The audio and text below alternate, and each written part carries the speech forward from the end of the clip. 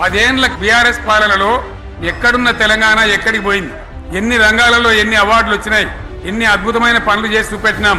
తెలంగాణ అంటే ఒకప్పుడు వెనుకబడ్డ ప్రాంతం, ఎగతాళి చేయబడ్డ ప్రాంతం, పనికిమాలిన ప్రాంతం అనే పేరు పెట్టిన ప్రాంతం.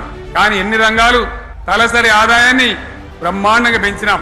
90,000 ఉన్న తలసరి ఆదాయాన్ని 3.5 లక్షల పైచీలకు పెంచుకున్నాం. జిఎస్డిపిని దేశంలో నంబర్ 1 స్థానానికి తీసుకెళ్లినాం.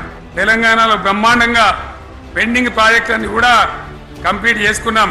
కల్వకుర్తి కావచ్చు, నెట్టెంపాడు కావచ్చు, భీమా కావచ్చు, ఎల్లంపల్లి కావచ్చు, మిడిమానేరు కావచ్చు, అక్కడ మేఘాల మీద పనిచేసి దాన్ని అంతా కూడా కంప్లీట్ చేసి ఒక పాలమూరు జిల్లాలోనే 10 లక్షల ఎకరాలకు సాగునీళ్ళు ఇచ్చుకున్నాం. బ్రహ్మాండమైనటువంటి ఇరిగేషన్ ప్రాజెక్టు కంప్లీట్ చేసుకున్నాం. 3.5 లక్షల టన్నుల వడ్లు పండించే స్థాయికి తెలంగాణను తీసుకొని పోయినాం. వరంగల్ గడ్డ కోసం, ఇదే జిల్లా కోసం పెండింగ్ లో ఉన్న దేవాదుల ప్రాజెక్టును కంప్లీట్ చేసి ఈ గడ్డకు నీళ్లు తెచ్చుకున్నాం. 3 ఏళ్లలో కాళేశ్వరం ప్రాజెక్టు కట్టుకున్నాం. వాగుల మీద వంకల మీద చెక్ డ్యాములు కట్టుకున్నాం. మిషన్ కాకతీయ పేరు మీద చెరువులన్నిటి పూడికలు తీసుకున్నాం. ఒక అద్భుతమైన తెలంగాణను తయారు చేసుకున్నాం. పడావు భూములన్నీ పంట పొలాలుగా మార్చుకున్నాం.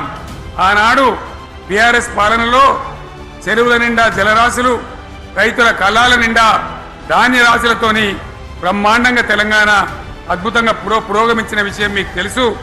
పంజాబ్ను తలదన్నే పంటలు పండించిన విషయం కూడా మీ అందరికీ తెలుసు అని నేను మనవి చేస్తా ఉన్నా.